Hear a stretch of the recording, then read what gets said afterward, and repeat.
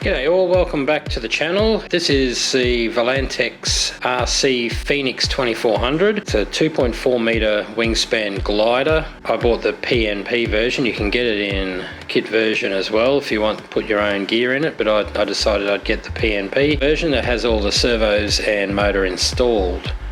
ABS plastic fuselage, 2.4 meter class of wingspan, and it's click and plug easy assembly for the wing attachments.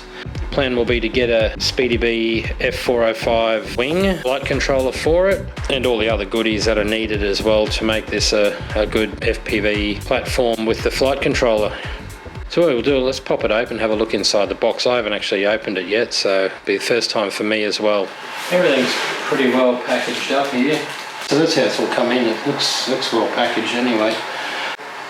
Got some nice hinges in the rudder here. You can see that, it's little plastic hinges. And the elevator too's also got 4 hinges, which is pretty cool.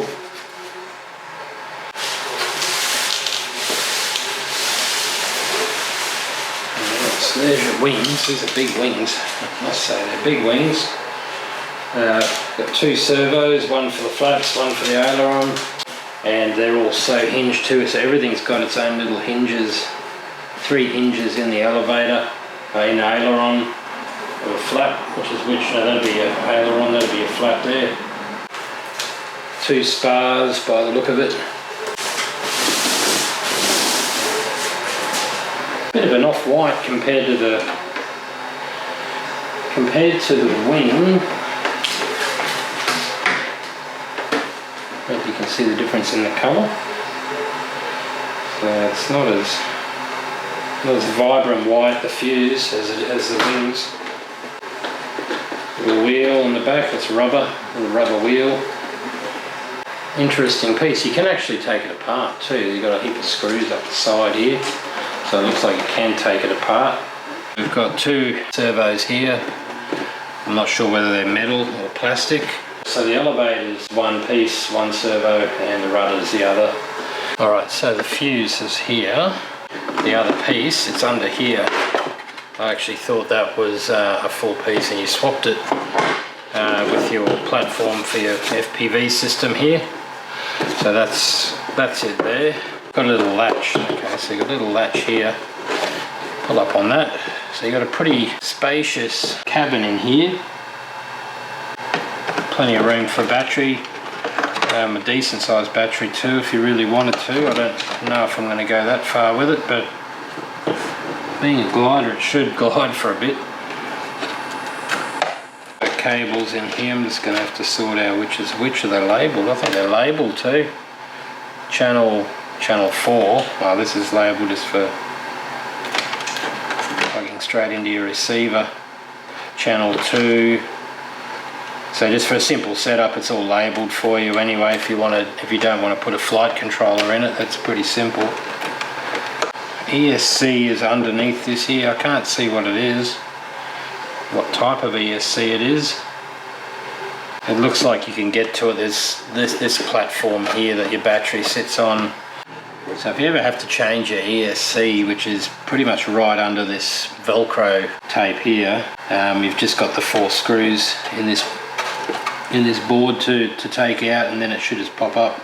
So I believe the motor is a 1050 kV brushless motor, which uses a 10x6 folding prop. That just pops on there like that, and if you don't want to fly with the FPV, it just neatly clips on there. It's a nice looking fuse, I think. I don't really like how it's an off-white compared to the wings, but anyway. So that's just a basic look at the craft. We might look at setting it up now and just having a bit of a look at the size of it once it's all put together. So we've got a bag of 4 screws. We've got a bag of 6 screws. We've got our control horns and screws as well in another bag. More control horns. This would be for the aileron and flaps, I'd imagine. So that's what's in the hardware bag, as well as all of our control linkages here. So we're going to start with the rudder and the elevator. So I'm just going by the manual here, and it's saying to install a vertical tail and horizontal tail to the fuse, shown using 6-piece screws, which will be this bag right here. So these are all our control horns. Looks like they're all the same size, so it doesn't really matter which one you use. You just grab one, they're all the same size.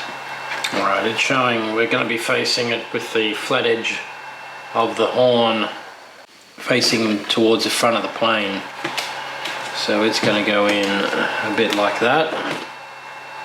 And then we'll flip this over and we'll push this little piece on. I'm not sure which way it goes on. I think it goes on that way here. Make sure they're right in properly. You'll hear them click in. And that's pretty much it there, I believe. Yeah, that's it. Push it on as far as you can go. So that's not going to come off of that. It's always good too with your control surfaces here, just to give it a bit of movement here. It'll help loosen it a little bit. Alright, so next I'm going to take the fuse up here, and what we'll do, this will just sit over the top. And we got 4 screws here that screw the aileron in just along here, both sides. But you got 2 screws here and 2 screws there, and the 2 screws underneath that are holding the rudder on, so that's your 6 screws. Alright, so now we're going to go on to the control linkages. Install 115mm push rod. Secure servo arm to servo with one of the 4 screws that you've got, so it will be in the little bag here with the 4 screws. So the shorter one's going to be your rudder, and the longer one here will be your elevator there. Okay, so I'm going to center the servos on the elevator and the rudder. So I'm just going to use this little tool here to do that. So we get them relatively centered, and then we can fine tune them once we get the flight controller in and iNav set up and all that sort of stuff. But at this stage we'll just use this to get them roughly centered up. Okay, so channel 4 is the rudder. I've just centered that up with the servo tool. So we're going to take our longest push rod here. I'm going in second hole from the top here. Just get that out of the way for the moment. So we've centered that one, so what we'll do is roughly get it, I guess, directly up.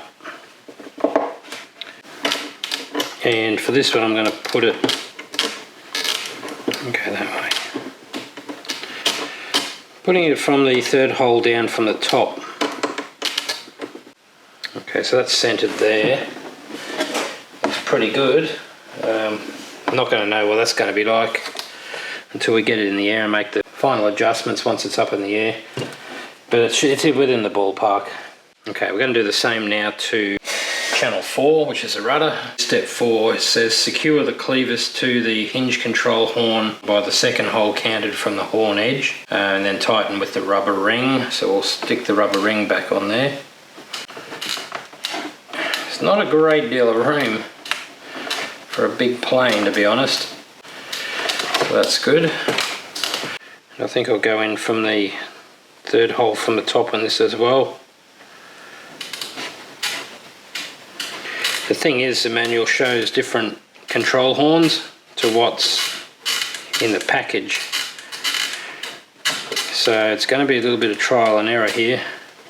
So we'll center that up and just eyeball the rudder there so it's somewhere in the ballpark, and push the horn onto the servo.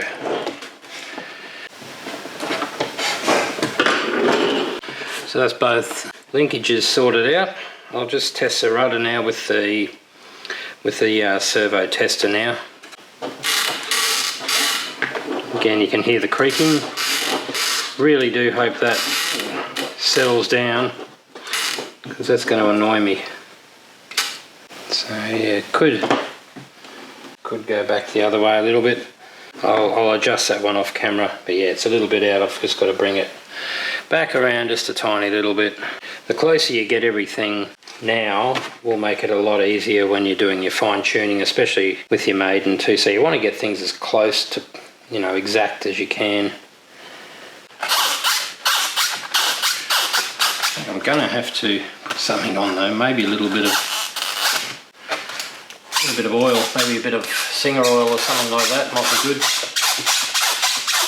That's annoying, that is. Flick that over. Put all our servo horns on first. Alright, it says step 7, install the hinge control horns to reserve positions on the main wings. Then push the 40mm rod to the servo on each main wing through the third hole counted from the servo arm edge, secured by the screw. So I'm going to do it from the second hole from the top basically. Again, it's not too crucial, as long as you're in the ballpark, having the ailerons and the flaps a little bit up or down, you'll be able to fine tune that once you get it into iNav. Right, so that's that.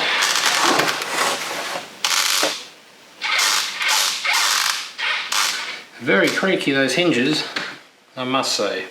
Alright, so I did the last wing off camera because I'm missing 2 control linkages. Now I'm going to have to contact Banggood and see what's going on there, whether I can get some more sent in, because not much I can do when I'm missing 2 control linkages.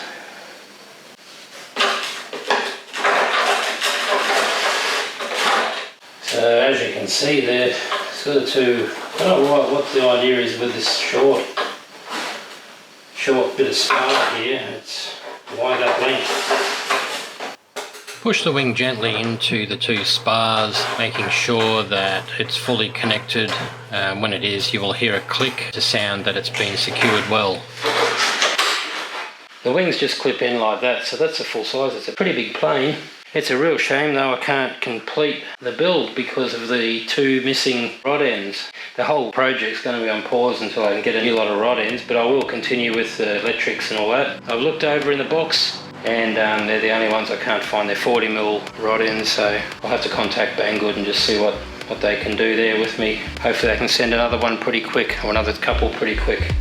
But anyway guys, that's the basic build of the 2.4 meter wingspan Phoenix glider put together, minus the control linkages on one wing. Look forward to the next one, which will be the electrics and setting up iNav in it, and hopefully after that we'll be able to maiden it if the control linkages are here. Anyway guys, hope you enjoyed that. Stay tuned and we'll see you in the next video. Bye for now.